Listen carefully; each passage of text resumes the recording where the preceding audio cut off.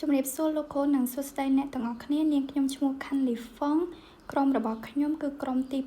6ថ្ងៃនេះដែរខ្ញុំសូមធ្វើបទបង្ហាញនៅ chapter ទី15 Organization and Compensation ដោយសមាជិកក្រុមរបស់ខ្ញុំមានកឹមសុកិតកុសលស្រីមាសខាន់លីហ្វុងជឿនរក្សាហមបូរ៉ាដែលមេតិការបស់ខ្ញុំមាន6ទី1 Organizational Structure ទី2 determining the number of cell people need ទី3 developing cell territory ទី4 balancing different cell compensation plans ទី5 prioritizing customers travel time and call pattern ទី6 the key concept ទី1 organizational structureចឹងការរៀបចំក្រុមលក់ផលិតផលមានសារៈសំខាន់ខ្លាំងណាស់ដើម្បីបំពេញតម្រូវការទីផ្សារនិងអតិថិជនដែលមានរចនាសម្ព័ន្ធផ្សេងៗដែលផ្ដល់អត្ថប្រយោជន៍ខុសៗគ្នាមានដូចជា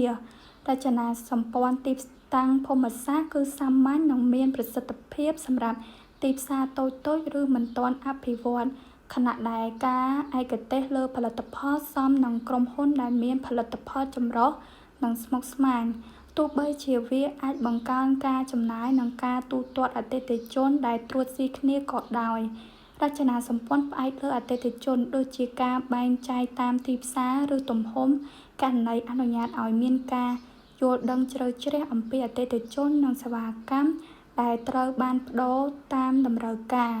ក្រុមលក់ករណីសំខាន់ផ្ដោតលើអតិថិជន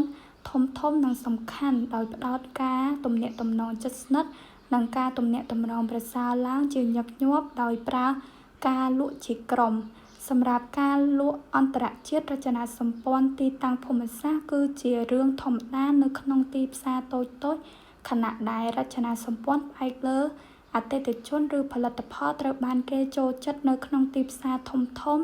ដែលបានអភិវឌ្ឍដោយកត្តាភាសានិងវប្បធម៌ប៉ះពាល់ដល់ការរៀបចំក្រុមលក់ផលិតផលឲ្យមានប្រសិទ្ធភាពទាមទារតុល្យភាពរវាងកត្តាហិរញ្ញវត្ថុការគ្របដណ្ដប់អតិថិជននិងការពិចារណាលើភាពអាចបត់បែនដើម្បីធានាភាពជោគជ័យនៅក្នុងទីផ្សារចម្រុះដែលកំពុងវិវត្តន៍សរុបសេចក្តីមកគុណសម្បត្តិនិងគុណវិបត្តិរចនាសម្ព័ន្ធមានអត្ថប្រយោជន៍និងបញ្ហាប្រឈមខុសៗគ្នាដោយរចនាសម្ព័ន្ធភូមិសាស្ត្រកាត់បន្ថយការចំណាយលើការធ្វើដំណើរប៉ុន្តែវាអាចកំណត់ឯកទេសផលិតផលបានចំណែករចនាសម្ព័ន្ធផ្អែកលើផលិតផលអនុញ្ញាតឲ្យមានឯកទេសប៉ុន្តែអាចចំណាយច្រើននិងស្មុគស្មាញរីឯរចនាសម្ព័ន្ធផ្អែកលើអតិថិជនផ្ដោតលើអតិថិជនប៉ុន្តែទាមទារការគ្រប់គ្រងករណីលម្អិតចំណុចរបស់ខ្ញុំត្រូវបានបញ្ចប់ចឹងសូមប្រកល់ឲ្យសមាជិកក្រុមខ្ញុំឡើងបកស្រាយបន្តជំរាបសួរលោកគ្រូខ្ញុំតាមសកឹតដែលមកបកស្រាយចំណុចទី2 in determining the number of sales people need ដែលចំណុចនេះគេនិយាយពីការកំណត់ចំនួនអ្នកលក់ដែលត្រូវការកំណត់ចំនួនអ្នកលក់ដែលត្រូវការមានសារៈសំខាន់ណាស់សម្រាប់ការបង្កើនប្រសិទ្ធភាពប្រតិបត្តិការលក់ធានាបាននៅទីផ្សារគ្រប់គ្រាន់និងការគ្រប់គ្រងការចំណាយប្រកបដោយប្រសិទ្ធភាពហើយចំនួនបុគ្គលិកផ្នែកលក់ដែលទាមទារអាស្រ័យលើកត្តាដូចជាសក្តានុពលទីផ្សារតម្រូវការអតិថិជននិងបន្ទុកការងារមួយវិញទៀតវិធីសាស្ត្រដូចជាវិធីសាស្ត្រនៃបន្ទុកការងារវិធីសាស្ត្រសក្តានុពលនៃការលក់និងវិធីសាស្ត្របន្ថែមជួយអ្នកគ្រប់គ្រង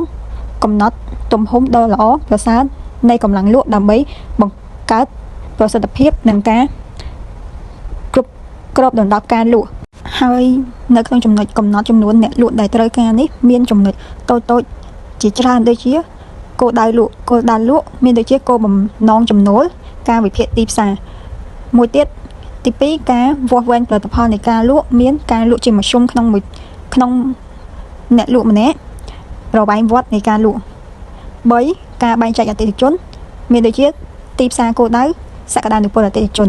4ការគ្របដណ្ដប់ភូមិសាស្ត្រការរចនាទឹកទីកន្លែងពេលវេលាធ្វើដំណើរនិងការចំណាយ5យុទ្ធសាស្ត្រលក់និងវិធីសាស្ត្រលក់មានដូចជាវិធីសាស្ត្រនៃការលក់ការប្រើប្រាស់បច្ចេកវិទ្យា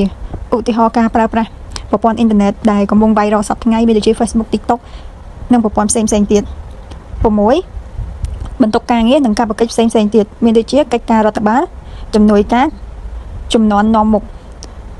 7 លក្ខខណ្ឌទីផ្សារនិងការប្រកួតប្រជែងមានដូចជាការវិភាគដៃគូប្រកួតប្រជែងនិងកត្តាសេដ្ឋកិច្ចហើយនៅក្នុងចំណុចទាំងអស់នេះហើយសុទ្ធតែជាចំណុចសំខាន់នៅក្នុងការកំណត់ចំនួនមនុស្សដែលអ្នកលក់ត្រូវការហើយការកំណត់ចំនួនបុគ្គលិកលក់ត្រឹមត្រូវគឺជាដំណើរការចម្រុះដែលទាមទារឲ្យមានការវាយតម្លៃ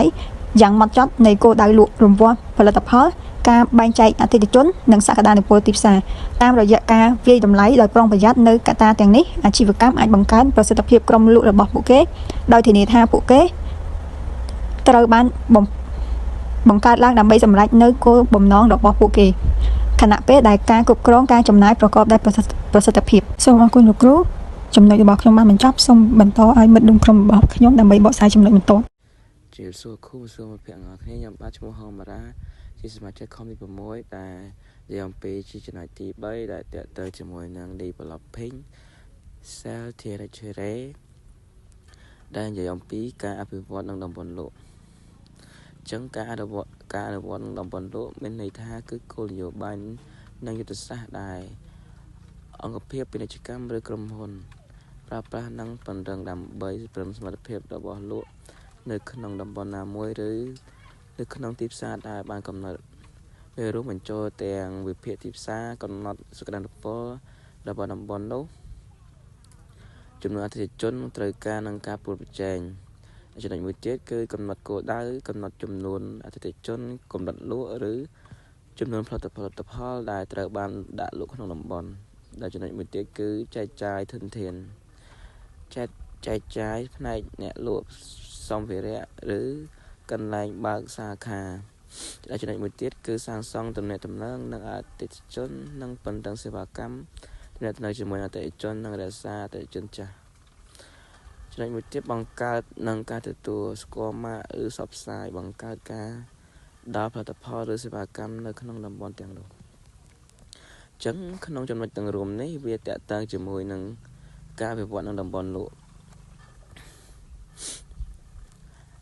ដែលចំណុចមួយទៀតគឺនិយាយអំពីការរចនាngតំបន់លក់ប្រកបដោយមានប្រសិទ្ធភាពគឺដើរតួនាទីយ៉ាងសំខាន់នៅក្នុងការបង្កើតផលិតភាពនិងការដាក់លក់និងប្រសិទ្ធភាពនិងបប្រតិបត្តិការ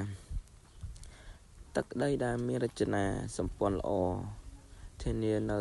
បន្ទុកការងារប្រកបដោយសុទ្ធិភាពនៅក្នុងចំណោមតំណាងផ្នែកលក់កាត់បន្ថយពេលវេលាធ្វើដំណើរនិងការបង្កើតនិងក្របដណ្ដប់អតិថិជនកត្តាសំខាន់ដែលជះមកលើការបែងចែកទឹកដីរួមមានដងទាំងសិទ្ធិប្រជាជនដងសិទ្ធិអតិថិជនសក្តានុពលនៃការលក់ព្រំភូមិសាស្ត្រនិងទិដ្ឋភាពប្រកួតប្រជែងនៅពេលដែលទឹកដីត្រូវបាន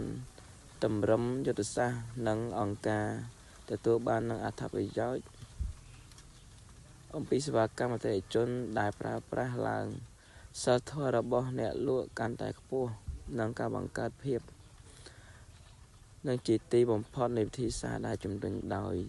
ទិន្នន័យចំពោះការរចនាដែនដី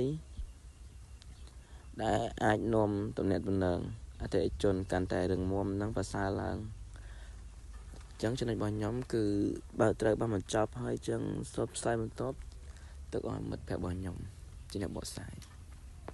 សួស្តីលោកគ្រូខ្ញុំមកជឿនរក្សាខ្ញុំនិយាយពីចំណុចទី4ការធ្វើស្ថិរភាពផែនការទូទាត់នៃការលក់ខុសគ្នាផែនការផ្ដល់សំណងដូចជាប្រាក់បៀវត្សតែប៉ុណ្ណោះប្រាក់កម្រៃជើងសារឬការរួមបញ្ចូលគ្នានៃការលើកទឹកចិត្តនិងការអនុវត្តផលប៉ះពាល់ប្រាក់បៀវត្សផ្ដល់ស្ថិរភាពប៉ុន្តែអាចកាត់បន្ថយការលើកទឹកចិត្តគណៈពេលដែលកម្រៃជើងសារលើកទឹកចិត្តដល់អ្នកខិតខំប្រឹងប្រែងប៉ុន្តែអាចនាំទៅរកការលក់យ៉ាងឈ្លានពានវិធីសាស្ត្រដែលមានតុល្យភាពតម្រឹមគោលដៅរបស់ក្រុមហ៊ុនជាមួយនឹងការលើកទឹកចិត្តអ្នកលក់ចូលដល់ចំណុចទី5គឺយើងនិយាយអំពីការកំណត់អត្ថប្រយោជន៍របស់អតិថិជនពេលវេលានៃការធ្វើដំណើរនិងលំនាំនៃការហៅទូរស័ព្ទរបស់ដៃគូសហការរបស់យើងចង់អ្នកលក់ត្រូវបែងចែកពេលវេលាឲ្យមានប្រសិទ្ធភាពដើម្បីផ្ដោតលើអតិថិជនគឺមានន័យថាយើងត្រូវកាត់បន្ថយការធ្វើដំណើរដែលមិនទទួលបានផលឲ្យបានច្រើនតាមដែលអាចធ្វើទៅបានគឺដើម្បីកុំឲ្យអតិថិជននឹងមានការខឹងសម្បារនៅពេលដែលយើងធ្វើការជាមួយគាត់នឹងមានការយឺតយ៉ាវ មួយទៀតហ្នឹងគឺការហៅទូរស័ព្ទគួរតែផ្អែកលើសក្តានុពលរបស់អតិថិជននិងអត្ថិភាពរបស់អាជីវកម្មជាចម្បងជាពិសេសគឺអ្នកគ្រប់គ្រងផ្នែកលក់គឺត្រូវប្រើយុទ្ធសាស្ត្រកំណត់ពេលវេលាឲ្យបានច្បាស់និងកំណត់ពេលដើម្បីបង្កើនផលិតភាពនិងកាត់បន្ថយការចំណាយ